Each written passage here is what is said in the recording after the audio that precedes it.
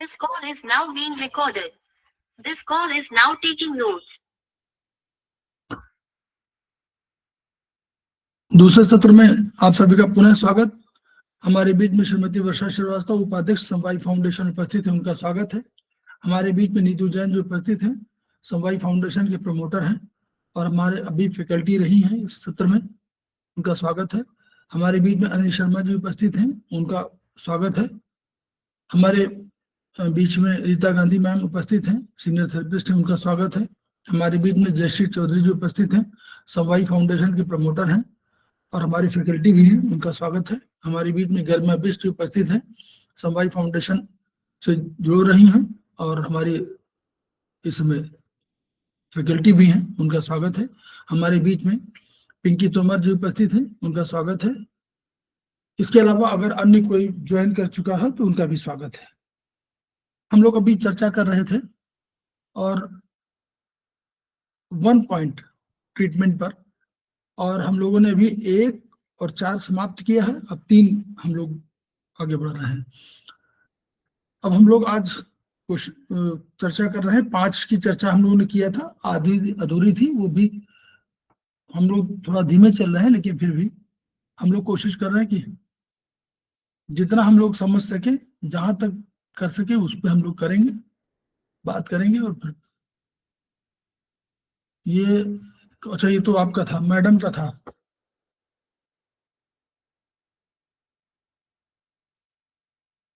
ये उन्हीं का था।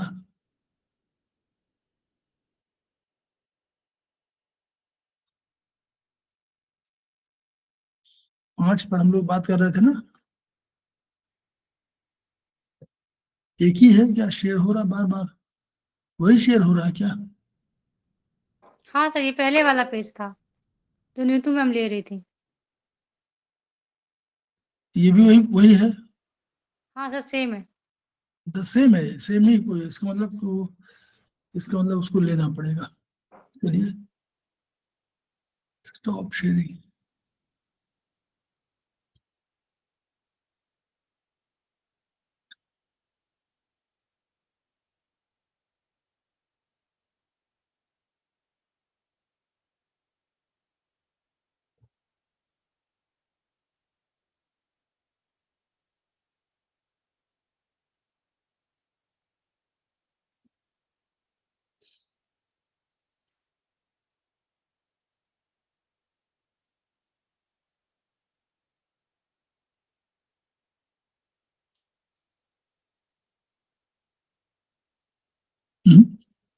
तो वही आ गया ना, ये आ गया ना, ये उसका है, बुक 5 का है। ये हम लोग कल यहीं पर आ रहे थे, 21 पर थे। बोलिए।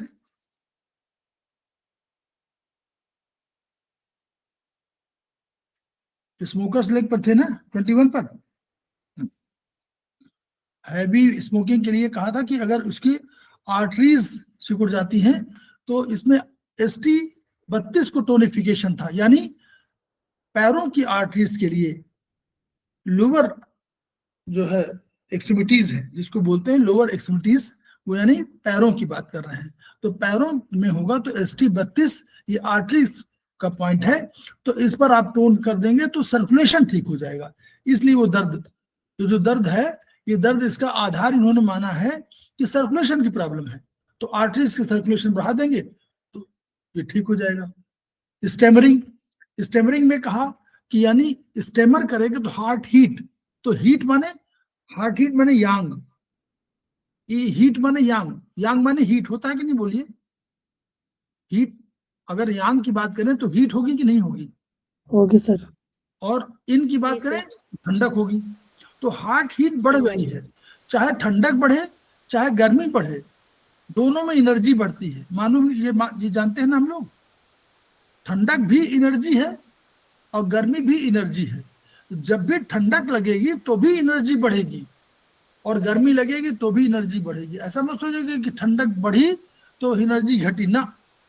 बाहरी जो पैथोजेनिक फोर्सेस हैं, चाहे वो विंड हो, चाहे हीट हो, हॉटनेस हो, चाहे आपका ह्यूमिडिटी हो, कुछ भी हो, जो भी आएगी वो आपको आपके शरीर के होम्योस्टेटिक पॉइंट से अधिक होगी।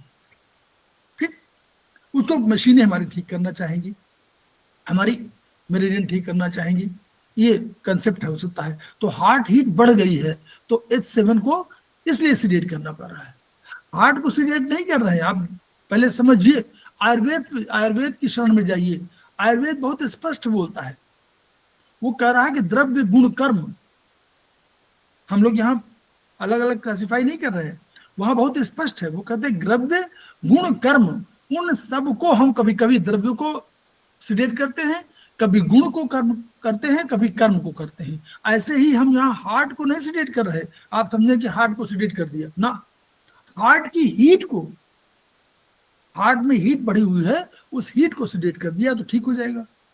हम लोग समझते चले सारे उसको, टिप जीभ की सामान्य होगी, स्टेमर करने लगी मान लीजिए, तो हार्ट डिफिशियंसी कारण है। अभी अगर टिप से हमने देखा कि भाई सामान्य है जीभ, वहां कोई प्रॉब्लम नहीं, लेकिन स्टमरिंग हो रही है तो यह कहा कि हार्ट डिफिशियंसी कारण हो सकता है। तो जहां डिफिशियंसी है वहां हार्ट को टोनिफाई कर दिया। ये हमारा पॉइंट कौन सा पॉइंट है? लियो कनेक्टिंग पॉइंट। उसका नाम है पैसेज पॉइंट भी नाम है ना उसका।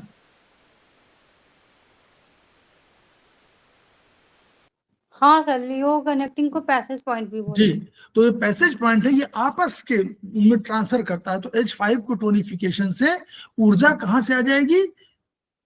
ऊर्जा स्मॉल इंटेस्टाइन से। यस, स्मॉल इंटेस्टाइन से इसमें पास हो जाएगी। हाइग्रोमेटिक पॉइंट, बर्फ में जो बहुत से रहते हैं तो वहां पर भी लोग पसीना निकालते होंगे, तो ये बर्फ को पिघलाकर TW15 को दबाकर ऊर्जा शरीर में पैदा करते थे। तो ट्रिपल वार्मर हमारा क्या है? वार्मर है। तो ये हमारा ऊर्जा शरीर में पैदा करेगा। क्यों? 3 वार्मर है, ऊपर का वार्मर, नीचे का वार्मर और मध्य का वार्मर। तो तीनों TW5 जो है, TW15 जो है, उसको अगर दबाएंगे तो ये ऊर्जा शरीर में कर देगी और उससे जो है हमारा जो है तकलीफ नहीं होगी। ये उसका कंसेप्ट है। अब ये जो है मान लीजिए प्रेगनेंसी पीरियड में HBP डायबिटीज हो जाएगी तो K9 को टोन करते रहने से ठीक शिशु होगा, नॉर्मल डिलीवरी होगी और शिशु आनुवांशिक दोषों से बच जाएगा। तो ये एक पॉइंट है K9। अगर K9 को टोन नहीं भी करना है, आप लोग समझिए कि उस समय मान लीजिए आप नहीं लगाना चाहते हैं इस समय, तो आप K9 को क्या कर सके? K9 में मेथी तो लगा ही सकते हैं। जैसे हम लोग आयुर्वेदिक में कहते हैं कि फर्स्ट मंथ में आप 1.0 में 0 तो मालूम नहीं पड़ता, 1 मालूम पड़ता, 1 पे 1, 2 में 2, 3 में 3, सब में तीनों में मेथी लगा दीजिए। तो वही K9 को टोन नहीं मान लीजिए कर रहे हैं, करना चाहते हैं, मान लीजिए नहीं समझ में आ रहा, तो आप उसको K9 पर लगा दीजिए मेथी।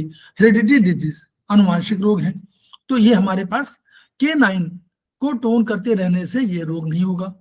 किडनी जो है अनुवांशिक रोगों के लिए कंट्रोलर है। सडन डिजीज, एकाएक होने वाले क्या है? सडन डिजीज का मतलब ये है कि इसी को एक्यूट डिजीज बोलते हैं। एक्यूट यही है बात। तो ST40 सीडेट करते हैं, सिर दर्द ठीक हो जाएगा। स्टमक का जो है, स्टमक का संबंध जो है ब्रेन से बहुत अधिक माना गया है, और चाहे आपको पेरिफेरल नर्वस सिस्टम की वजह से हो और चाहे उसके तमाम प्लेक्सेस हो जो स्टमक को कंट्रोल करते हैं। इसीलिए स्टमक की महत्ता हमारे यहाँ आयुर्वेदिक एक्यूप्रेशर में, आयुर्वेद में और चाइनीज जो है ट्रीटमेंट सिस्टम में इसको बहुत माना गया स्टमक को, और कहा गया कि स्टमक ठीक है तो बहुत चीजें ठीक होती हैं। और इसीलिए स्टमक मेरिडियन जहां पर है वहां पर लेडीज को स्पेशली कोई छल्ला पहना दिया गया, कोई बिछिया पहना दी गई ताकि वो प्रेशराइज्ड होता रहे। इसीलिए वज्रासन की कंसेप्ट आया कि जब आप खाना खाएं तो उसके बाद वज्रासन में 5 मिनट बैठ जाएं। वो वज्रासन में बैठने से जो मेरिडियन है, स्टमक की मेरिडियन, वही आपकी क्या होती है, वही टोन अप होती है। सारा उसी का प्रेशर हो जाता है फिर ऐसे पैरों को फोल्ड करने में। हाँ, उसमें स्टिमुलेशन होता है, वही सामने तो आ जाती है, सामने तो है, वहीं पर तो स्टमक मेरिडियन। इसलिए कंसेप्ट वही है, लेकिन पहले आपको पढ़ाते तब ये कराते तो मुश्किल था, तो उन्होंने आपको वहां पर, अभी आप देखिए 2 जगह बिछिया है, एक मिडिल फिंगर में है। अब मिडिल फिंगर को देखिए पैर में क्या है डॉक्टर वाल के हिसाब से, डिजनरेशन मेरिडियन आती है। यस, तो डिजनरेशन मेरिडियन, यानी आपको 2 पैरों में बिछिया पहनाएगी, एक जो है फिंगर, अगर हम कहें टो नंबर 4, अंगूठे के बगल में टो नंबर 4 और टो नंबर 8, या टो नंबर 7, 3, 4 और 7, 8, तो 3, 4, 7, 8 में पहनाया गया मान लीजिए। तो आप देखिए उसका रिजल्ट देखिए, इन सब में जो मेरिडियन है अब जो खोजी गई बाद में मान लीजिए, और देख लीजिए कौन सा मेरिडियन है, तो उन मेरिडियंस पर ये कंसेप्ट ST40 से सिलेक्शन करेंगे तो सीधा ठीक हो जाएगा। गला एकाएक अवरुद्ध हो गया, occlusion of throat with sudden loss of voice, ये भी ST40 से ठीक होगा, ये कायक वाला हुआ। सडन ऑनसेट ऑफ कन्वर्जन, एक कन्वर्जन मतलब आपका थोड़ा क्या बोलते हैं स्फुरन टाइप का कन्वर्जन होगा, तो ST40 ऑर्गन सोर्स पॉइंट को sedation, ST42 organ source point है तो उसको सिडेट करिए। Sudden shift from heat to cold, अगर आप गर्मी से तुरंत ठंडे में पहुंच जाते हैं, कोई ऐसा स्थिति आती है कि कहीं आप गर्मी में हो और उसमें हो, तो ST42 को टोनिफिकेशन, ये कहां पर है, इस समय जैसे है, जैसे बर्फीले जहां पर है बर्फबारी हो रही है, घर में हम लोग क्या करते हैं, हीटर लगाते हैं, हीटर लगे बैठे हुए हैं, अचानक बाहर निकले और बीच का जो हमारा, जिसको बोलना चाहिए गैप, कि एक ऐसा कमरा होना चाहिए जहाँ कोई हीट ना हो, पहले 2 मिनट वहां रुक जाइए तब बाहर निकलिए। ऐसा हम लोग करते नहीं, हम लोग तुरंत दरवाजा खोलते हैं, कोई आया हम लोग बाहर निकल गए। तो ये जो हीट टू कोल्ड है, बाहर का टेम्परेचर इस समय 10 से 12 डिग्री है मान लीजिए, शरीर का टेम्परेचर कितना है डिग्री में, सेंटीग्रेड में नॉर्मली कितना होता है, ये सब टिप्स में रखना चाहिए। 36, हाँ 37 के आसपास होगा, तो 37 के आसपास जो टेम्परेचर है और 12-14 बाहर का है, तो कितना अंतर हो गया, 1/3, 22 डिग्री का, 20-22 का हो गया ना भाई, 12 और 37, तो 12 और 37 में 25 का हो गया, 25 डिग्री का। 25। बॉडी ब्रेन का जो एक और कंसेप्ट, नॉर्मल कंसेप्ट, जो दिमाग, देखिए कुछ चीजें अवधारणाएं ऐसे रखिए, नॉर्मली ब्रेन 10 से 12 डिग्री टेम्परेचर को बर्दाश्त करता है, बियरिंग कैपेसिटी है उसकी, कि आपका 37 है, 37 से 12 नीचे चला गया 25 डिग्री, तो 25 डिग्री टेम्परेचर, और 37 से थोड़ा सा 2-3 बढ़ गया तो इतने के लिए कंट्रोल करता है, उसके बाद बियर नहीं कर पाता वो। उधर क्या देखिए 44 में हो जाता है, 44 में बेचारा हार मान जाता है। याद करिए ना, 37 से जब 40 डिग्री होता है तो 3-4 डिग्री बढ़ जाता है टेम्परेचर, तो तब बर्दाश्त कर देता है। लेकिन जहां आपका 50 हुआ तो कितना अंतर हो गया, 37 से 12 49, 50, तो 10 डिग्री से ऊपर बढ़ा तो 50 में फेंट कर जाता है, तुरंत गिर पड़ता है। तो वही है, तो वो उसका ये शिफ्टिंग तो हमको भी सोचना चाहिए, जहां भी कभी जाए तो अचानक सर्दी से गर्मी में न जाए, गर्मी से सर्दी में न जाए, कोशिश। तो हीट टू कोल्ड जाते हैं तो ST42 का इसको हम लोग टोनिफाई करके जाएं। अगर जाना हो तो ST42 को पहले हम लोग, हमारे पास पॉइंट है, हम लोग उसको टोनिफाई करके जाएं, बाहर निकले, कुछ तो फर्क पड़ेगा। Sudden occurrence of oppress breathing, अचानक कोई जो है बिल्कुल आपका सांस घुटने लगे, ब्रीदिंग में प्रॉब्लम होने लगे, तो LU3 को सिडेट कर दीजिए। LU3 को सिडेट करने से LU3 वाले LU4 के पास का पॉइंट है। Sudden occurrence of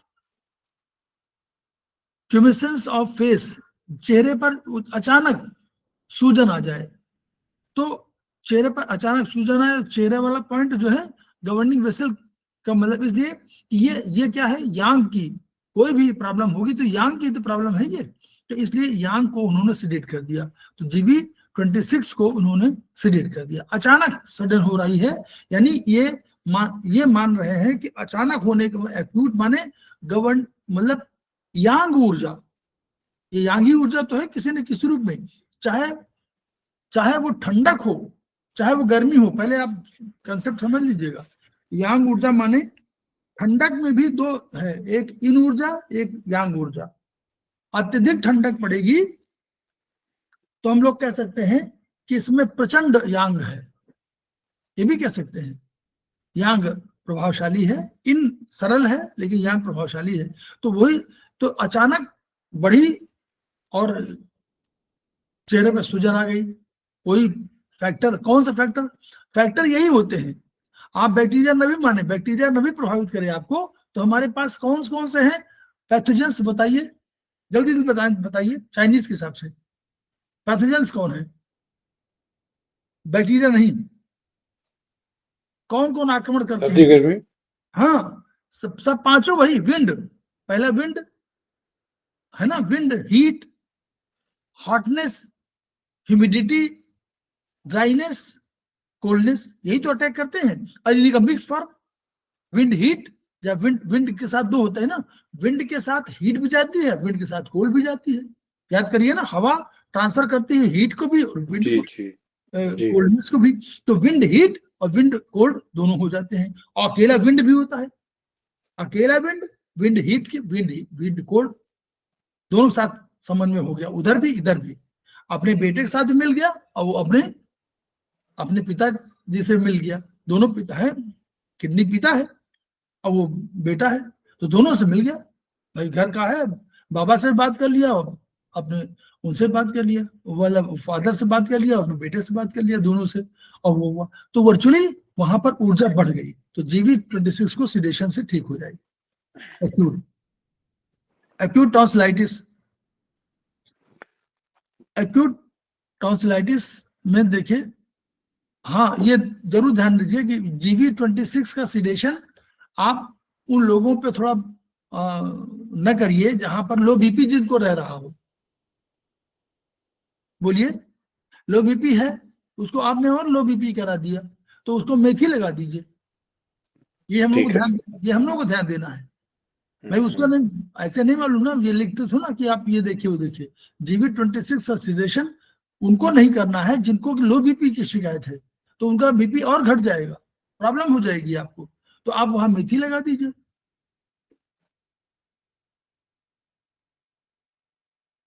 acute tonsillitis, tonsil, तो भोजन को निकलना, टॉन्सिल बढ़ जाते हैं, दर्द आ जाएगा, तो LI7 सिडेशन है। इसमें भी अच्छा, टॉन्सिलाइटिस का अर्थ क्या है, जल्दी बताइए। देखिए थोड़ा हम लोग टॉन्सिल्स ग्लैंड, हाँ, टॉन्सिल में इन्फ्लेमेशन।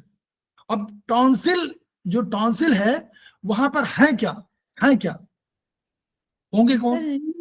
लिम्फ है, लिम्फ नोड, यस एग्जैक्टली, यही पुलिस चौकी, इसको सामान्य भाषा में पुलिस चौकी कहिए। वो पुलिस चौकियां हैं। यहाँ पर कौन बैठे हुआ है, याद करिए, यहाँ पर कौन बैठे हैं?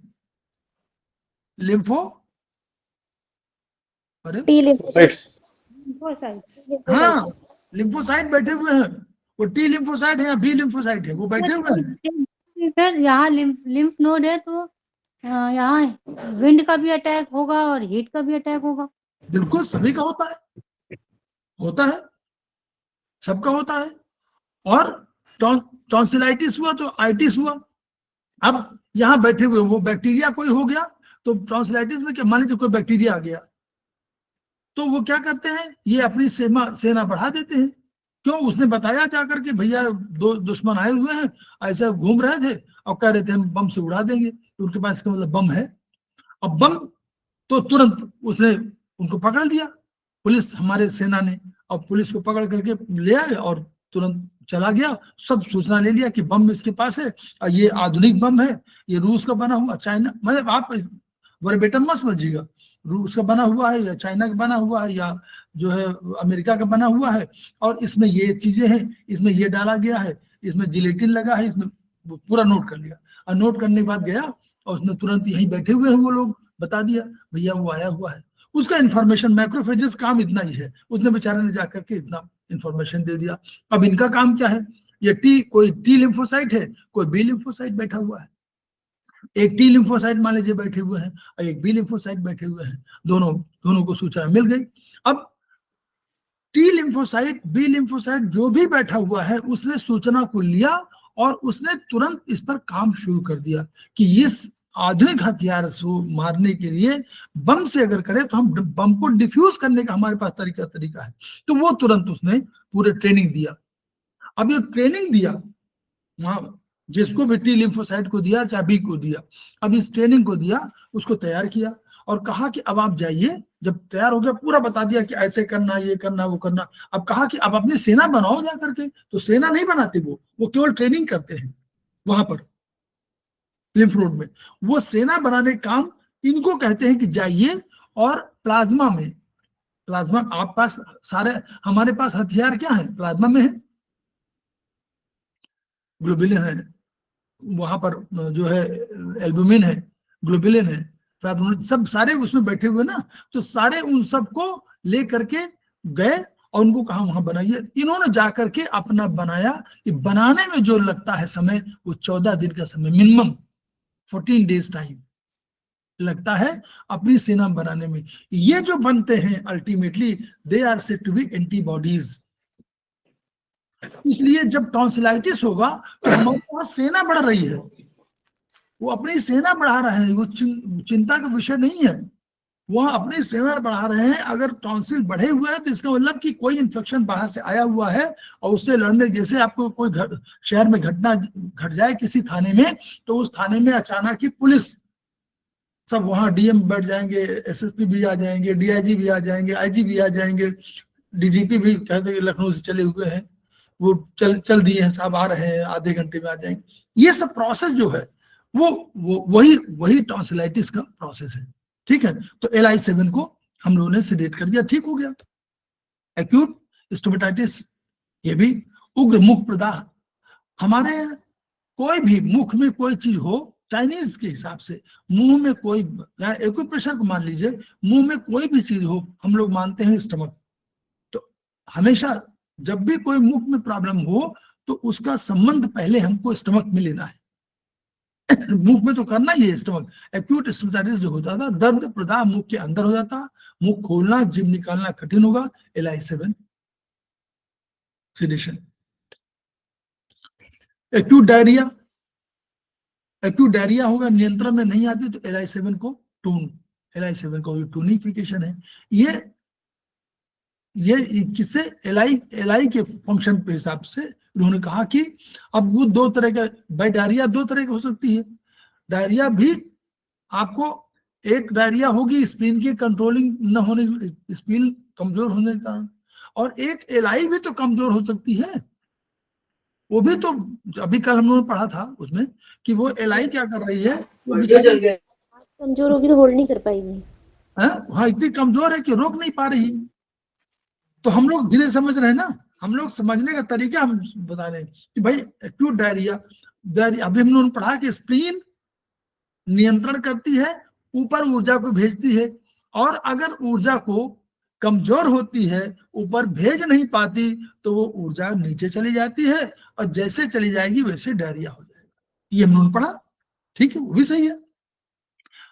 स्प्लीन बिल्कुल सही है, वो अपनी ऊर्जा को ऊपर भेज रही है, कोई दिक्कत नहीं है। उसने अब जो स्टमक ने क्या किया, स्टमक की ऊर्जा नीचे गई, नीचे जाकर क्या किया उसने, वो गई, और उस स्टमक के बाद हमारे पास क्या आया, एसआई में गई। एसआई में कुछ उन्होंने खोजा और उसमें रत्न खोजा, जैसे सागर मंथन हुआ था। सागर मंथन में क्या हुआ, उन्होंने तमाम खरीद लिया, तो लक्ष्मी रत्न मिला, उच्चश्रवा मिला, गोड़ा मिला, तमाम तरह के रत्न, है ना। तो उन सबको इकट्ठा किया गया तो ऐसे क्या इनका रत्न क्या है, हमारे यहाँ कार्बोहाइड्रेट से बना ग्लूकोज, ग्लूकोज हमारे पास है। हमारे पास दूसरा रत्न क्या है, फैटी एसिड, फैट से बना हुआ फैटी एसिड। और तीसरा हमारा बना हुआ है, तीसरा बताइए, प्रोटीन से बना हुआ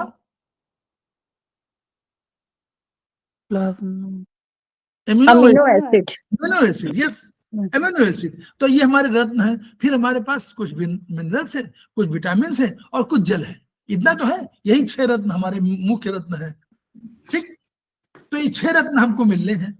अब ये 6 रत्नों को उन्होंने क्या किया, एसआई ने रत्नों को निकाल दिया, हटा दिया, हमने रोक लिया, क्या भाई ठीक है। और मिनरल्स को और कुछ उनको जो कहा भाई हमारे हिसाब से हम इतना ही हमारा पावर है, हमने इसको निकाल लिया। एलआई में चले गए, एलआई ने देखा कि यार ये तो एसआई ने थोड़ा सा कुछ ठीक काम नहीं किया, अभी तो वाटर हमारे पास कम है, हमको सेंसर बता रहे हैं कि वाटर हमारे शरीर में कम है। उन्हें वाटर को रोक लिया, नहीं बेकार वेस्ट हो जाएगा, पानी की बर्बादी नहीं करनी चाहिए। हमसे अधिक कौन जानती है, एलआई। हम कम जानते हैं, हम तो खोल करके नल को ब्रश करते हैं, पानी बह रहा है, हमारे चिंता नहीं है, लेकिन उसकी चिंता है, वो कहते ना कर लेते। दूसरा उसने क्या किया, कुछ विटामिन है उसने जो बनाया था, फॉर्मेशन किया था, उनको रोक लिया भाई, विटामिन में बी और के। फिर उसने कुछ मिनरल्स देखा कि मिनरल्स इनका भी है, ये भी रत्न है हमारे लिए, उन रत्नों को छाट लिया। अब वो रत्न चले गए, तो हमारे पास एलआई शक्तिशाली है, इसलिए उसने मिनरल्स भी छाट लिए, विटामिन बी के भी छाट लिया, जल भी छाट लिया। मान लीजिए बेचारी कमजोर हो, खुद ही बीमार हो, तो क्या करेगी, कि भैया नहीं कर पा रहे हैं, क्या करें, है ना। लोकल भाषा में कहीं क्या करी भैया, नहीं रोक पा रहे हैं, बस चला गया, डायरिया हो गई। LI7 को टोन कर दीजिए, डायरिया ठीक हो जाएगी। चलिए, ये आप लोग मत समझिएगा, वर्बेटम मत समझिएगा कि ऐसे ये है कहानी सुनाने के लिए है, ताकि आप जल्दी समझ जाए। और ऐसा ना हो कि यही लिख दें कि भैया उन्होंने ये कहा और ये कहा, ऐसा कुछ है नहीं, बता रहे हैं केवल समझाने के लिए। Extreme disease, extreme excitation and raving. अब ये भी देखिए, अति हमेशा, अति सर्वत्र वर्जयेत संस्कृत में है, और अति का भला न बोलना, अति की भली न चूक, ठीक सभी है ना। तो अति कोई अच्छी नहीं है, अति कोई नहीं होता है। एक्सट्रीम कहीं होगी तो प्रॉब्लम क्या होगी, ST42 को सिलेक्ट कर दीजिए। एक्सट्रीम एक्साइटेशन एंड रेविंग, यानी ब्रेन से संबंध, ये बता रहा है ST42, ब्रेन से संबंध। एक्साइटेशन रेविंग कहाँ की काम है, ये कहाँ का है, ये तो ब्रेन का है, ब्रेन की फंक्शनिंग है ये। ST42 से सिडेशन से ठीक हो रही है, इसलिए स्टमक को कहाँ जोड़ा गया है, ब्रेन से। अधिक आप देखिएगा, मॉडर्न साइंस भी कहती है खूब, extreme weakness and collapse, ST42 tone कर दीजिए। इसका मतलब क्या हुआ कि यानी ST42 एक ऐसा पॉइंट है, देखिए नोट कर, आप जो शॉर्ट नोट में ये समझिए, शॉर्ट नोट में लिखिए, ST42 टोनिफिकेशन का एक्सट्रीम वीकनेस एंड कोलैप्स, जो CV6 कर रही है काम, वो ST42 भी कर रहा है। ये ध्यान दीजिए इस पर, जो काम GB26 कर रहा है, वो काम ST42 कर रहा है। एक्सट्रीम वीकनेस एंड कोलैप्स, जो काम स्प्लीन की सिंकिंग में हम लोग करना चाह रहे हैं, ये पॉइंट ऐड हुआ ना हुआ हो या ना हुआ, मैं नहीं कह रहा हूं, लेकिन ST42 को सिडेशन टोनिफिकेशन से ये हमको साबित कर दिया कि ये एक्सट्रीम वीकनेस में उसी तरह यूज होगा जैसे CV4, जैसे CV6, जैसे GB26। विदाउट इंटरिंग, तो ये GB26 से इसलिए बेटर है ST42 कि अगर कभी किसी को हाई बीपी है तो जीवी उसको टोन नहीं कर पाएंगे, इसको टोन कर देंगे। तो ऐसे नोट करिए, कहीं नोट करते जाइए, सब बहुत बढ़िया पॉइंट है। सब inability to form finger into fist, मुट्ठी बंद नहीं कर पा रहे हैं। तो inability to clench a fist कहलाता है, वही क्लेंच करा। विंड हीट और विंड ह्यूमिडिटी से, अब ये कंसेप्ट बता रहे हैं कि ये कंसेप्ट क्या है, ये क्यों नहीं गिन पा रहे हैं, ये कह रहे हैं विंड हीट होगी या विंड की ह्यूमिडिटी होगी। तो अब हमेशा आप बताइए, विंड हीट बढ़ी है और विंड ह्यूमिडिटी है, तो हमको क्या करना चाहिए, घटाना चाहिए कि बढ़ाना चाहिए? सर कम करेंगे, घटाएंगे। घटेगी। घटेगी, क्योंकि एनर्जी आई है, विंड हीट आई है, विंड ह्यूमिडिटी भी पैथोजेनिक फोर्सेस है, वो सब, वो जितने भी बढ़ेंगे तो तुरंत, तो इसमें LU6 को उनका विंड हीट, और क्यों LU6 हमारा क्या है, हमारा लंग्स कंट्रोलिंग गवर्निंग है, वही तो कंट्रोलर है मेन बाहरी फोर्सेस से। तो विंड हीट और wind humidity causes inability to clench fist, ये कंसेप्ट है, देख कंसेप्ट को भी समझते जाइए तो आपको और अच्छा लगेगा। इनेबिलिटी टू बेंड और स्ट्रेच द एल्बो, कोहनी को फैला नहीं पा रहे हैं, तो कोहनी को रोगी मोड़ नहीं पा रहा है, तो विंड हीट ह्यूमिडिटी से आता, फिर वही आया, तो ये भी आया, तो LU6 फिर वही पॉइंट। अब अगर विंड हीट और विंड ह्यूमिडिटी है तो हमारा LU6 हमारा ज़ीक्लर पॉइंट है ना, बोलिए क्या है LU6? विंड वो कौन सा पॉइंट है, एक ज़ीक्लर है ना।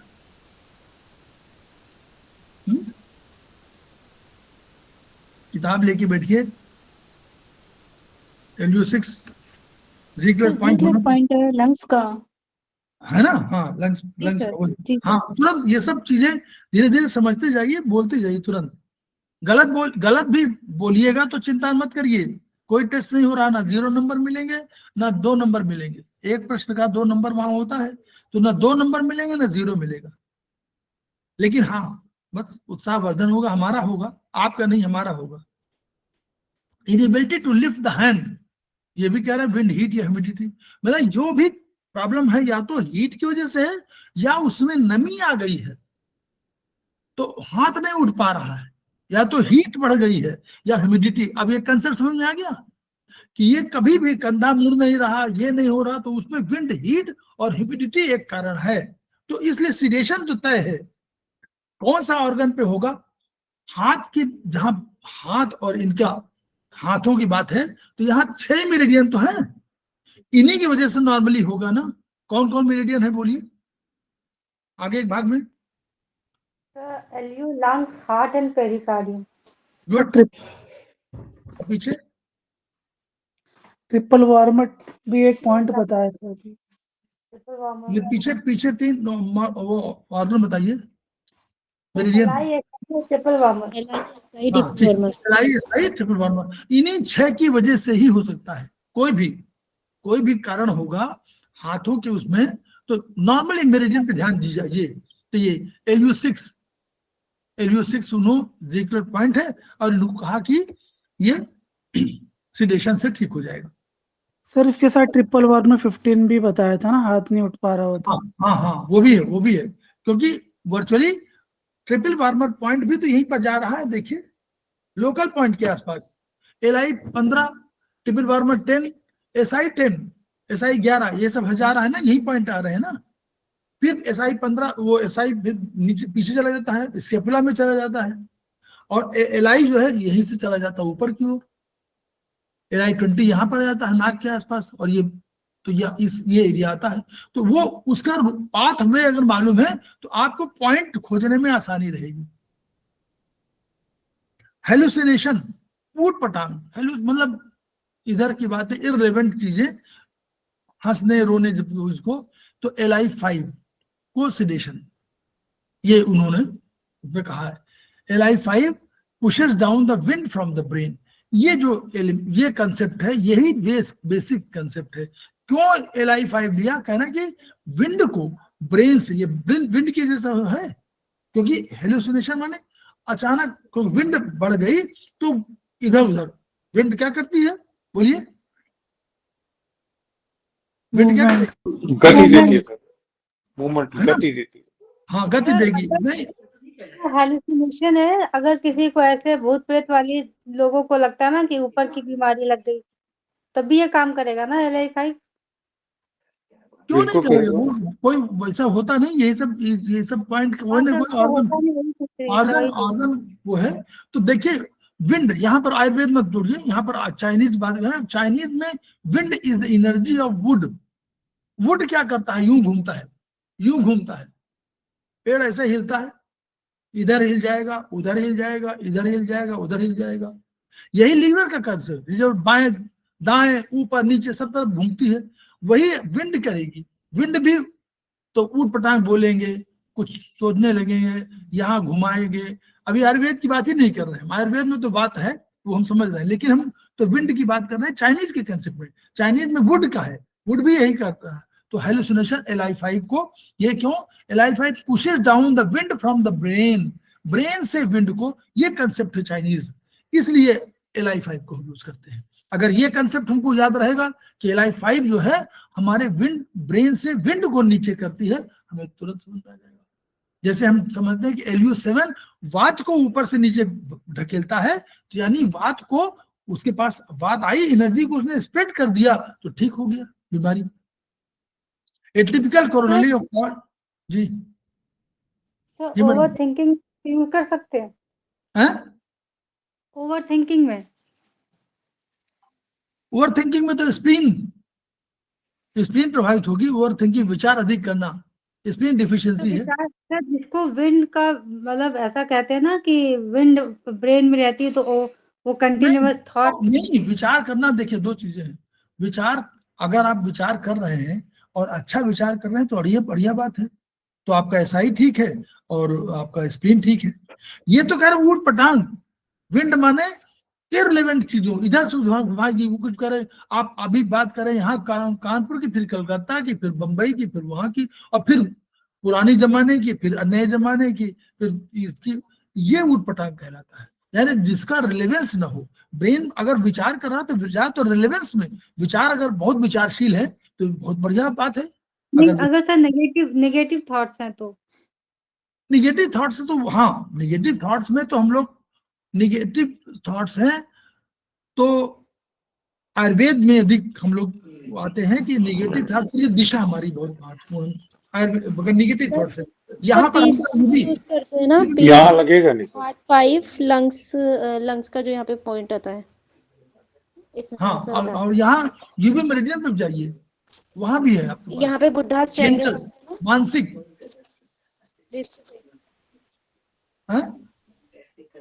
बुद्धा स्ट्रेंगल आता है ना इधर। मैं बना के दिखाती हूँ।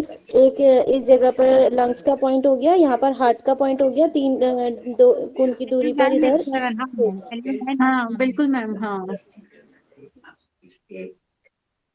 मानसिक रोगों के लिए। हाँ P6 भी होता है उसमें, LU9 होता है, P6 होता है। LU9 P6 LU7 लंग्स का 9 LU9 S7 P6 होता है।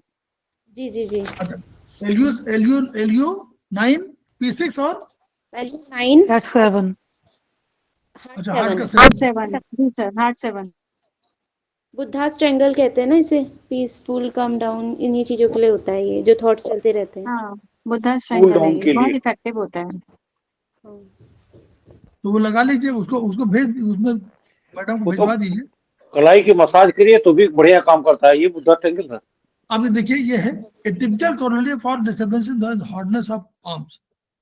रोग कोई भी जब तुम्हें हो जाए, हथेलियां गर्म हो जाए, यानी हथेली गर्म हो, तो ये LU8 sedation, hot palms, LU8 का सेडेशन। LU8 हमारा उसी के लंग्स का अपना पॉइंट है, मिडल पॉइंट है। गला बंद, आवाज बंद दोनों है, तो LI17 को दबाइए। नाक बंद, LI20। देखिए LI20 बिल्कुल सिंपल सी बात है, कोई कुछ कह नहीं रहे हो।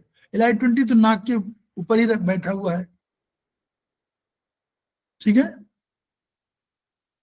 इसमें बस जो एनर्जी बताई है, इसमें आप लोगों को बता दें, जो हम लोग बताया जाता है बार बार, कि जो LI वाले लेफ्ट वाले जाएगी, वो LI20 राइट में आएगा, और जो राइट में आएगी वो लेफ्ट में आएगा, ठीक है ना, यही है।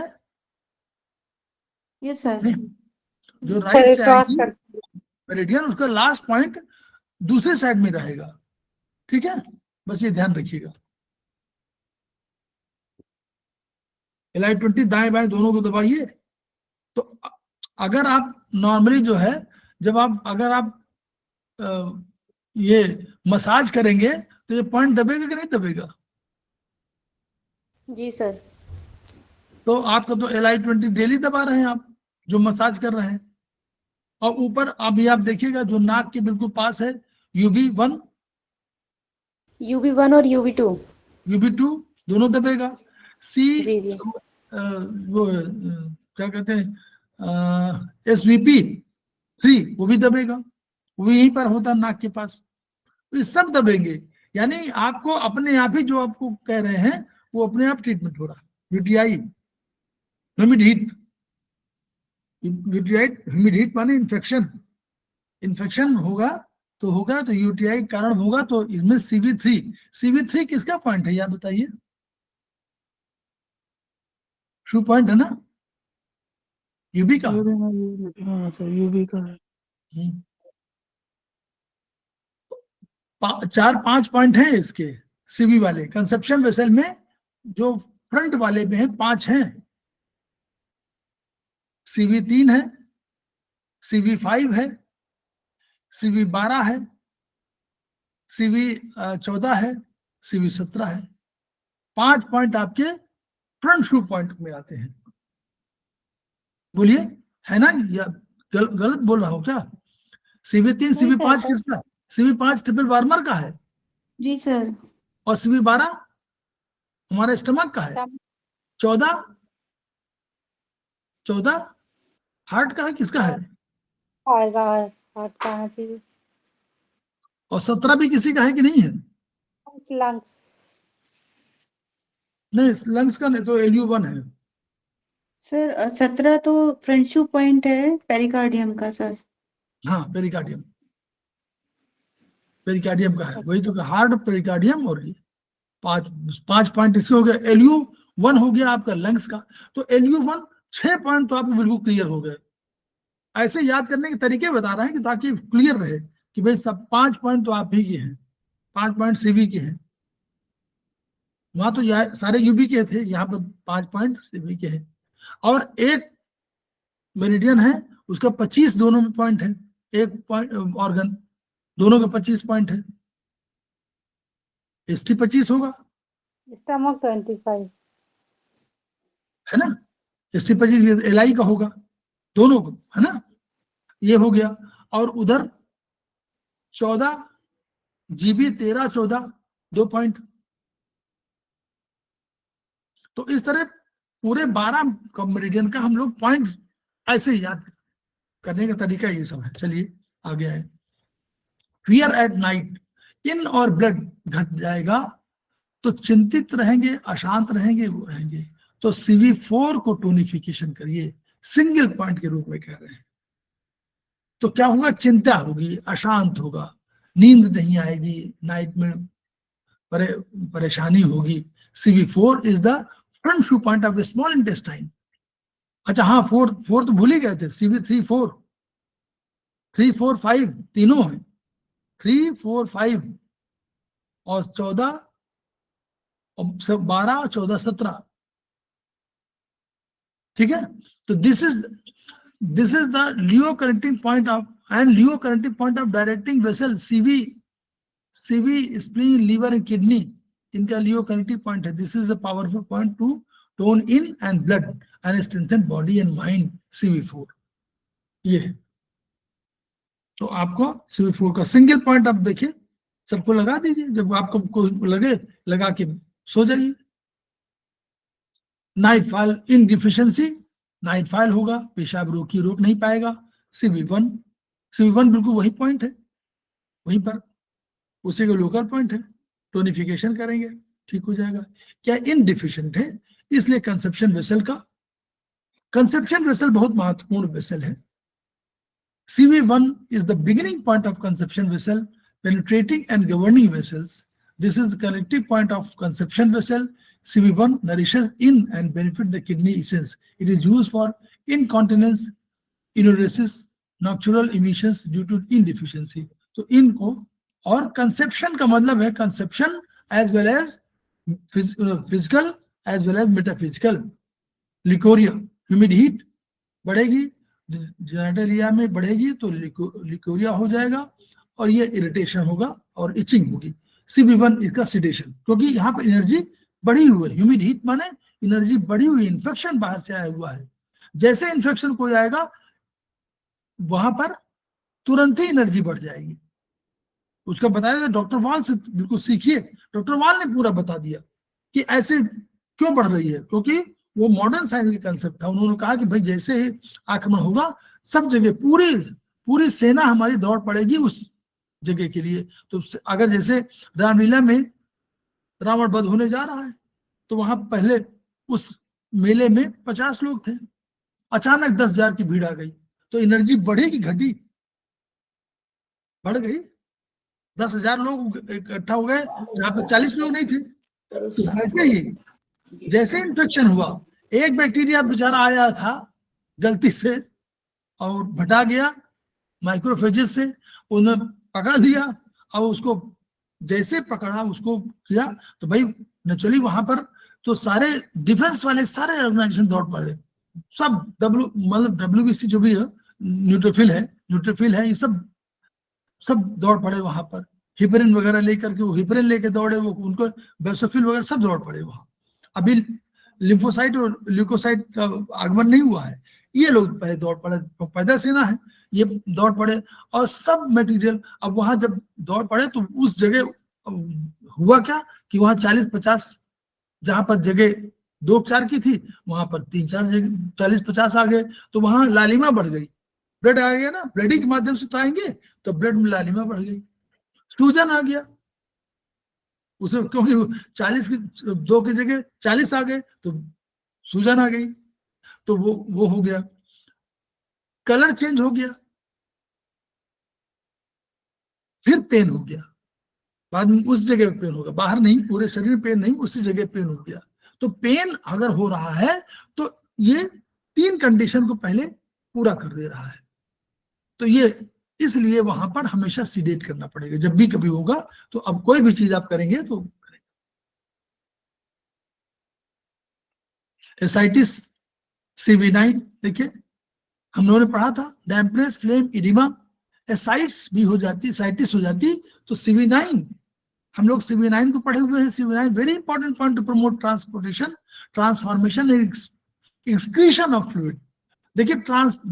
देखिए पढ़िए इसको, बढ़िया पढ़िए इसको। Very important point two promote transportation. रुका हुआ है, कोई ट्रक नहीं आ रहा है, ले ही नहीं जा रहा है, भाई कह रहा है कि कोई सवारी नहीं, भैया आप सब भरे हुए आ रहे हैं, हमारे पास जगह नहीं है। तो ट्रांसपोर्ट करने के लिए पॉइंट है, ट्रांसफॉर्म करने के लिए, चेंज करने के लिए, हटाओ उसको, रूपांतरित कर दिया कि लो भैया ऐसे तो जाओगे, तो ट्रांसपोर्ट करेगा, ट्रांसफॉर्म करेगा। एंड एक्सक्रीशन, बाहर निकालने के लिए, तुमको अपने शहर के पार करा देंगे, हम शहर का जिम्मा लेते हैं, शहर के पार करा देंगे। Excretion of fluids in all parts of the body, कह रहा है यही नहीं, जहां जहां आपका हो बता दीजिए हमको, हम सब जगह से लाके दे देंगे, हम एजेंसी है। CB9 इज एजेंट, कह रहा है कि हम सब जगह से लाएंगे और सब जगह से बाहर निकाल देंगे यूरिन के माध्यम से, ठीक है। तो ये CB9 बहुत इंपॉर्टेंट पॉइंट है। एक SP9 बहुत इंपॉर्टेंट, दोनों 9 बिंदु है, CB9 एंड SP9, याद रखने का तरीका, CB9 SP9 दो। एक तीसरा हमारे पास हम लोगों ने पढ़ा था बैकशू पॉइंट में पढ़ा था। बैकशू पॉइंट में हमारा ट्रिपल वार्मर एक है। ट्रिपल वार्मर को हम लोग क्या बोलते हैं वैसे बताइए, हम बहुत बात बोल चुके इसलिए पूछना चाह रहे हैं। ट्रिपल वार्मर क्या है वैसे चाइनीज के हिसाब से? स्पाइन। ये तो डॉक्टर वॉल वगैरह की, डॉक्टर वॉल उनकी बात कर रहे हैं, प्रोफेसर पारजेबू की। डॉक्टर वॉल उसको बोलते हैं एंडोक्राइन, वो बोलते हैं स्पाइन। हीटर, ट्रिपल हीटर बोलते हैं। अरे हम सिंपल सी भाषा में बात करते हैं, वो सिंपल सी भाषा जरूर याद रखिए, हमेशा के लिए याद करने के लिए। इवेंट मैनेजर है, शादी ब्याह में एक व्यवस्था करने वाला एक आदमी रखते हैं, वो है इवेंट मैनेजर लिखा हुआ, मतलब यही है कंसेप्ट। वो वहां से कोई ऑर्डर ब्रेन से आया, इसको इम्प्लीमेंट करता है। आपके शादी ब्याह में एक आदमी रख देते हैं इवेंट, आजकल इवेंट मैनेजर बहुत होते हैं, हर इवेंट को करते रहते हैं, चाहे भीड़ हो चाहे वो हो, भले उसमें फंस जाते हैं कुछ लोग कलकत्ता की तरह। इवेंट मैनेजर काम पूरा प्लान करता है कि ये हम करेंगे, वो करेंगे, इतनी कुर्सियां आएंगी, ऐसा लगा देंगे, ये करेंगे, आपको चिंता करने की जरूरत नहीं। जब यहाँ पर आप जाएंगे तो आप बिल्कुल माला यहाँ तैयार रहेगी, वहां पर वो तैयार रहेगा, वहां पर अपना बढ़िया से बना होगा, एक कैनपी बना देंगे, ये सब करता है। वही काम ये करता है। ब्रेन से ऑर्डर आया तो ट्रिपल वार्मर क्या करता है, ट्रिपल वार्मर एनर्जी लेता है किडनी से, और इवेंट मैनेजर है इंप्लीमेंटेशन करता है उसको। ऑर्डर आया, उन्होंने कहा भैया हमको 500 लोगों की व्यवस्था करनी है, तो उसने 500 कुर्सियों की व्यवस्था कर दिया। कम नहीं करेगा, मालिक की सुनेगा। तो वही काम इवेंट मैनेजर के रूप में ट्रिपल वार्मर करता है। यूरिन को आया, बाहर भगा दिया।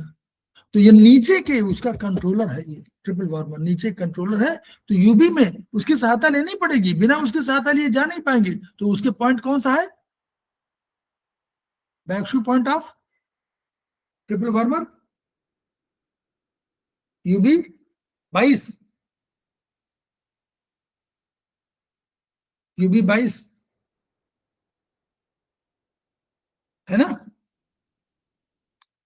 13, 14, 15 तीन ऊपर के हार्ट और लंग्स उनके हो गए। 13, 14, 15, 16, 17 छोड़ दीजिए, 18, 19 लीवर और उनके लिए छोड़ दीजिए, 20, 21 आप स्प्लीन और स्टमक लीजिए, 22 नंबर आपका यूबी 22 आपका ट्रिपल वार्मर, यूबी 23 किडनी, फिर 24 छोड़ दीजिए, यूबी 25 एलआई, फिर 26 छोड़ दीजिए, 27, 28 एसआई और यूबी, इस तरह।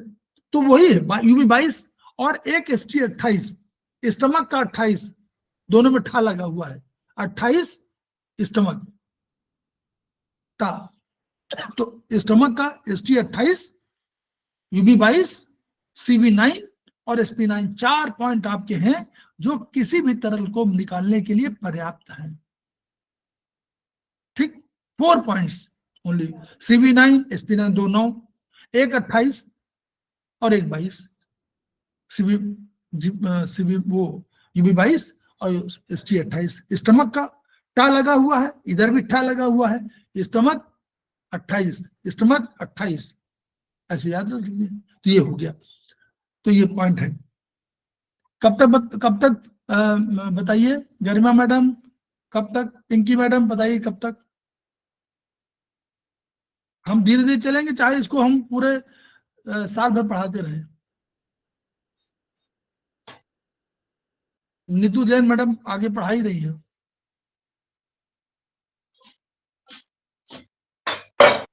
8:30। बोलिए कब तक पढ़ाए, मतलब समय 8:15 है, कब तक कितनी देर और पढ़ाए, बस ये पूछ रहा हूँ। बंद करें कि पढ़ाते रहे? 8:30 तक। 8:30। ठीक। तो फ्लैसिड टाइप ऑफ लकवा, लुंज पुंज लो, फ्लैसिड माने लुंज पुंज हुआ ना, एंड डायरिया भी हो गई। Collapse of Yang, Yang collapse हो गया। यांग का काम क्या है, यांग क्या काम क्या है, यांग क्या है? वैसे हम यांग को बोलते क्या है, जब हम बोलते हैं हाथों में तो यांग को बोलते हैं ना कि यांग क्या है। यांग फंक्शन है, यांग एनर्जी है। जैसे हम बार बार ये बताते हैं, इन और यांग में रक्त इन है, रक्त क्या है, मैटर है, रक्त इन है, लेकिन उसको बढ़ाने वाली जो की है वो यांग है।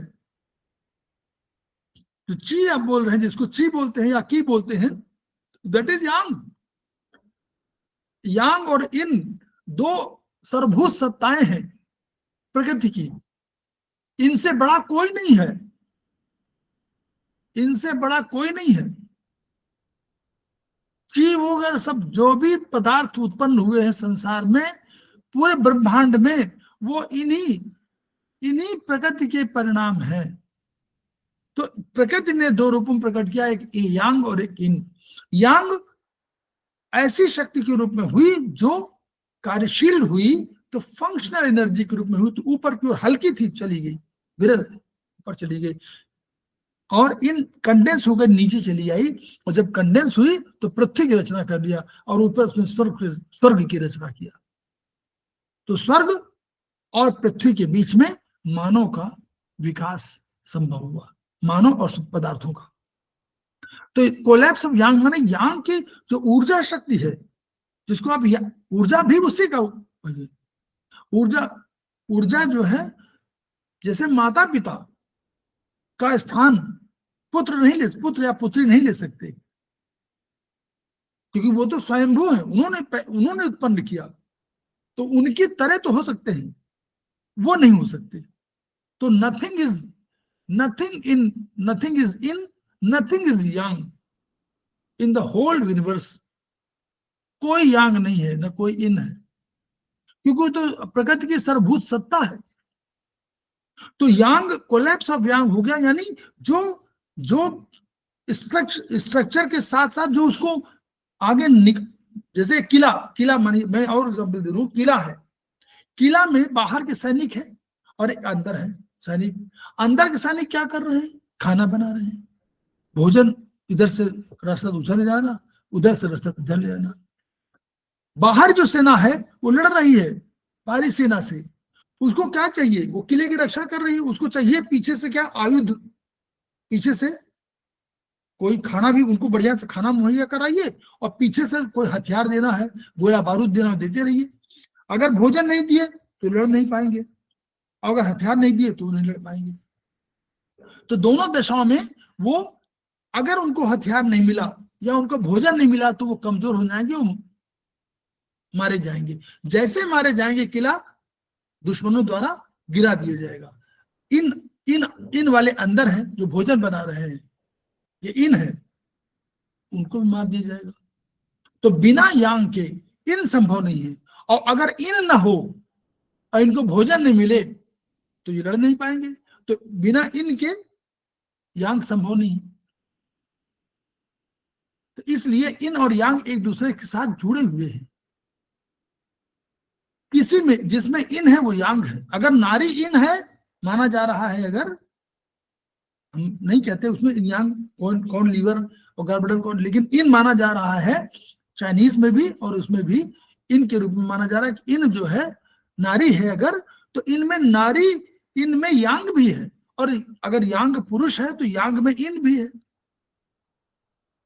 और ये कंसेप्ट जहां चाइनीज में ये कंसेप्ट दिया गया, वहां हमारे यहाँ इसको धार्मिक ग्रंथों के रूप में दिया गया। कृष्ण में राधा है, राधा में कृष्ण है, और कृष्ण और राधा दोनों प्रकृति के एक रूप हैं, और दोनों ने अपने अपने को प्रकृति में अलग से प्रकटीकरण किया हुआ है। वो एक प्रकृति है और एक पुरुष है, वो नाम दिया गया। एक प्रकृति के रूप में आई, प्रकृति राधा है और पुरुष श्री कृष्ण है। ये कंसेप्ट है वहां पर, और यही कंसेप्ट चाइनीज ने दिया, इन और यांग कंसेप्ट। तो कोलैप्स ऑफ यांग जब हो जाएगा तो पूरी एनर्जी सिस्टम ही हो जाएगा। फ्लैसिड टाइप ऑफ लकवा, लुंज पुंज, कोई शरीर में दम नहीं। Chronic diarrhoea with spleen yang deficiency. क्यों? स्प्लीन को यांग कहां से मिलेगी? Collapse of yang kidney yang provides yang to all organs except बोलिए ना, except kidney yang provides yang to all organs except liver, and kidney in supplies in to every organ except spleen. Yes, good. तो ये चीज है। तो यानी collapse of यांग हुआ तो स्प्लीन भी यांग डिफिशिएंसी हो जाएगी। स्प्लीन यांग, किडनी की कोलैप्स ऑफ यांग माने अल्टीमेटली किडनी की यांग कोलैप्स हो रही है। तो उसने स्प्लीन को यांग नहीं दिया, वो खुद ही कमजोर है तो नहीं दिया, तो स्प्लीन गई तो डायरिया हो गया, लकवा भी हो जाएगा और शरीर में ताकत ही नहीं रह जाएगी। CV8 पर नाभि में नमक डालकर सेकने से सारी तकलीफें ठीक हो जाएंगी। ठीक है, यहां टोन सिडेट का नहीं कहा उन्होंने, यहां उन्होंने कहा कि CV8 पर आप मोक्सा करिए। वेजिनल डिस्चार्ज, लोअर वार्मर में डैम्पनेस, लोअर वार्मर नीचे का पॉइंट है, इससे पेशाब तकलीफें होंगी, तो इसमें CV6 कितना बढ़िया पॉइंट है। CV6 टोनिफिकेशन से ऊर्जा को दे क्या करेगा, डैम्पनेस बढ़ेगी, तो यानी एनर्जी कहीं लोअर की इन द टोनिफाइंग की in the lower warmer. CV6 promotes transformation of dampness causing urinary difficulty, transform कर देता है डैम्पनेस को, जो नमी है उसको ट्रांसफॉर्म करता है, इसलिए ठीक होता है। ऐसे नहीं कि ऊर्जा कमी, कह रहा कि इस CV6 का एक काम और है, प्रमोट्स ट्रांसफॉर्मेशन ऑफ डैम्पनेस। ये कंसेप्ट समझना है आपको, और मत समझिए, ये भी समझते रहिए। बाय टोनिफाइंग की in the lower warmer CV6 promotes transformation of dampness, dampness को ट्रांसफॉर्म करता है, इसलिए CV6 बहुत महत्वपूर्ण हो गया। तो ना लूज स्टोर होगा, वो उसने पूरे पी को बढ़ा दिया और उसने यूरिनरी डिफिकल्टी को ट्रांसफॉर्म कर दिया, जहां कहीं इन्फेक्शन हो रहा है उसको ट्रांसफॉर्म कर दिया, तो बस वहां पर आपको ये फायदा हो गया। डकारें, ये कंट्रावेक्शन ऑफ स्टमक की है तो डकारें आ गई। तो CV13 पॉइंट कहाँ का है, स्टमक के 3 पॉइंट हैं, जल्दी जल्दी बताइए। मतलब पहला पहला मतलब ड्यूडेनम के नीचे वाला। हाँ ठीक, नीचे नीचे नहीं, नीचे है 10, नीचे CV12 12 13 माने ऊपर का आया, 13 माने ऊपर, स्टमक का ऊपर भाग। भाई नीचे से ये नीचे से जा रहा पॉइंट ना, 1 2 3 4 5 6 7 8 9 10, तो 10 आया तो स्टमक का ड्यूडेनम शुरू हुआ, फिर 12 आया तो उसका वो पार्ट बॉडी पार्ट आ गया, 13 आ गया तो जहां पर एसोफेगस मिल रही वो आ गया। तो यानी कह रहा है कि डकारें भगवान कहाँ ऊपर जा रही है, यहां जा रही है, ऊपर वाले पॉइंट से निकल के जा रही है ऊपर। डकारें तभी तो आएंगी जब स्टमक के ऊपर वाले पॉइंट से बाहर निकलने लगेगी, तो डकारें आएंगी, मिचली आएगी, वमन होगा। तो अब उपद्रवी ऊंचा को पहले तो ऊपर ही से हटाइए, ऊपर से नीचे गिराइए। तो भाई तुम ऊपर क्यों जा रहे हो, तुमको तो जाना नीचे। तो 13 से सीडेट करेंगे तो 12 के थ्रू होते हुए 10 तक चली जाएगी, ये कंसेप्ट है। फिर देखिए लिखा हुआ है CV13 controls the upper epigastrium, CV12 controls the middle epigastrium, CV10 controls the lower epigastrium, CV13 controls the oesophagus fundus upper part of the stomach, CV12 controls the body of the stomach, CV10 controls the pylorus and the duodenum. Clear? ये फंडा आपको अब इतना बढ़िया तरीके से क्योंकि एक आध क्लास और लिए गए हैं जिन्होंने अटेंड किया होगा, ये फंडा क्लियर हो जाए। 13 कितना बढ़िया पॉइंट, ऊपर कहीं हो रहा है तो 13 हो, कहीं आपको लग रहा है स्टमक में बहुत आपको बड़ा अनईजी लग रहा है, स्टमक 12 को सेडेट कर दीजिए, बाहर निकाल नीचे जाओ। और आपको लग रहा है कि कहीं ड्यूडेनम में कहीं प्रॉब्लम आ रही है, मतलब स्टमक ठीक है, नीचे का और हो रहा है जहां पर SI का वो है, CV10 सेडेट कर दीजिए, नीचे चला गया, SI में चला गया। मतलब उसको समझिए और आंखों के आगे बिल्कुल रखिए। और एनर्जी सिस्टम नीचे से पॉइंट नीचे से आ रहे हैं, CV 1 2 3 4 5 6 7 8 9 10 11 12, तो ऊपर ये जा रहा है पॉइंट, और हमारे स्टमक ऊपर से आ रही है। तो 13 ऊपर का पॉइंट हुआ, 12 बीच का पॉइंट हुआ, 10 नीचे का पॉइंट हुआ। 13 को स्ट्रेट करेंगे तो ऊपर से बॉडी से ऊपर जहां पर इसोफेगस वाला है वहां से स्टमक की ओर आएगी। अब स्टमक मान लीजिए, क्योंकि यहाँ स्टमक फंक्शनल है, केवल ऊपर वाला पॉइंट की वजह से रोक नहीं पा रहा, वहां तो रोकना चाहिए था, उसको नहीं जाना चाहिए था, नहीं रोक पा रहा, तो 13 से उसने एनर्जी को नीचे कर दिया। जाओ, अगर 12 में कहीं अनइजीनेस आपको लग रहा हो तो 12 से सीडेट करिए तो नीचे चला जाएगा। ये तरीका है रिटेंशन ऑफ फूड। देखिए अब देखिए, भोजन एपिगैस्ट्रियम में जब रुक जाता, अब क्या हुआ, स्टमक ने पूरा सब काम कर दिया, अब स्टमक ने चर्निंग किया, CV12 वाला काम हो गया। अब वो गया पाइलोरस में, यही उसको चढ़ने के बाद निकलना था ना, काइल फॉर्म में निकलता है ना, काइल फॉर्म में निकलना है, मतलब सेमी लिक्विड के रूप में। अब ये यहाँ पर पाइलोरस खुला हुआ स्फिंक्टर है, कोई नाला बना हुआ है, नाली बनी हुई है, वो रुका हुआ है, वाल्व है वहां लगा हुआ है कि भैया ये तरल फॉर्म में आएगा तभी जा पाओगे, नहीं तो जा नहीं पाओगे। वो गेट लगा हुआ है, पाइलोरिक स्फिंक्टर कहलाएगा। तो वो कह रहा है कि ना, आप पहले खूब यहाँ पर मथ लीजिए तभी हम जाने देंगे। तो जब मथ गया और काइल फॉर्म में हो गया, सेमी लिक्विड फॉर्म में हो गया, और उन्होंने कहा अब भाई जा सकते हैं। अब नहीं जा रहा है, एनर्जी कम है, कोई कारण है, एनर्जी कम है, नहीं जा पा रहा, रिटेंशन हो गया।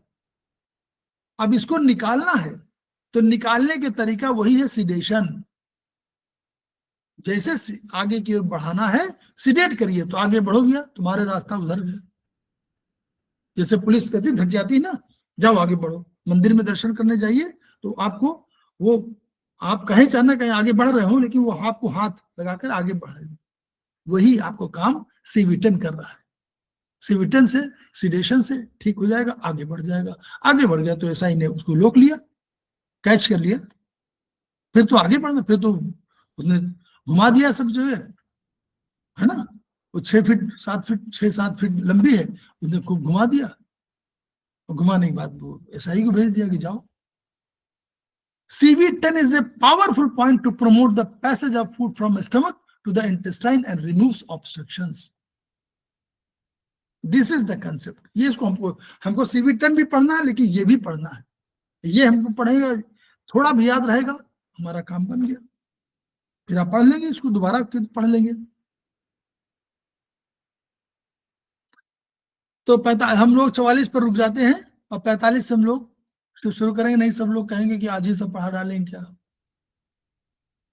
भाई हम लोगों को थकना भी नहीं चाहिए,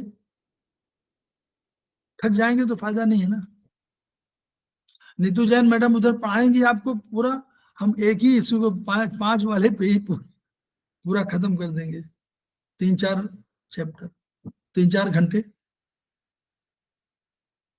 तो इसलिए हम लोग को कंसेप्ट समझते रहना चाहिए। एक एक चीज, अगर आप 2 पॉइंट का भी बहुत क्लेरिफिकेशन आपके दिमाग में रहेगा, तो वो आपको कहीं ना कहीं काम दे जाएगा।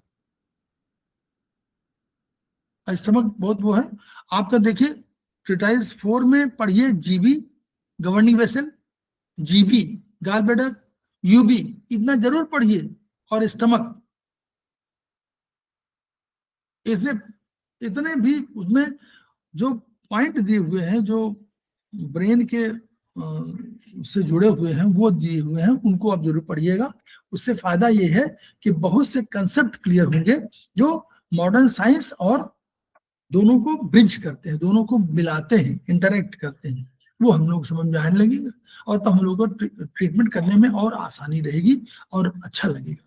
सिंपल समझ में आ जाएगा। भाई आपको लगे अनइजी है, 2 पॉइंट 3 ही पॉइंट तो है, 13, 12, 10 इन्हीं में से कोई काम होगा। ST 36 हमारा होम्योस्टेटिक पॉइंट है, उसको आप टोन कर सकते हो। सिडेशन कभी कभी होता है, लेकिन टोनिफिकेशन अधिकांश होता है उसका। तो हम लोग खेमकर सर को याद करें, उनकी ऊर्जा को ग्रहण करें, अपनी ऊर्जा बढ़ाएं, अपनी ऊर्जा को ट्रांसफर करें। बिना ट्रांसफर किए कोई गति नहीं है, ना विधा की उन्नति है। तो अपनी गति बढ़ाएं, ट्रांसफर करें, लोगों को बताएं, लोगों का ट्रीटमेंट करें। एक भी अब जो है पढ़ाई के साथ आपको करना क्या है, आपको डुप्लीकेटिंग ऑफ पर्सन करना है।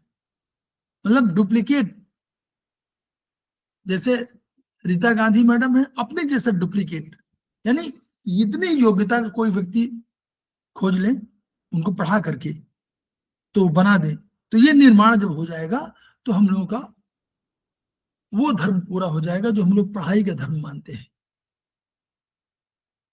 है ना। पढ़ाई का धर्म तभी है जब उसी तरह आप ट्रांसफर करें अपनी एनर्जी को, और दूसरा कोई बन जाए उससे। तो खेमका सर के को पुनः याद करते हुए उनकी ऊर्जा को कि each one reach one, each one treat one, each one teach one, इन्हीं शब्दों के साथ हम लोग विदा लेते हैं। कल फिर हम लोग मिलेंगे और दूसरे यह भी यही चलेगी ट्रिटाइज वो सॉरी सिंगल पॉइंट वहां भी चलेगा 3 और यहाँ भी चलेगा 5। तो इन्हीं साथ मिलते हैं। नमस्कार सर। नमस्कार नमस्कार सर अगर नमस्कार सर। नमस्कार सर, एक नमस्कार जी।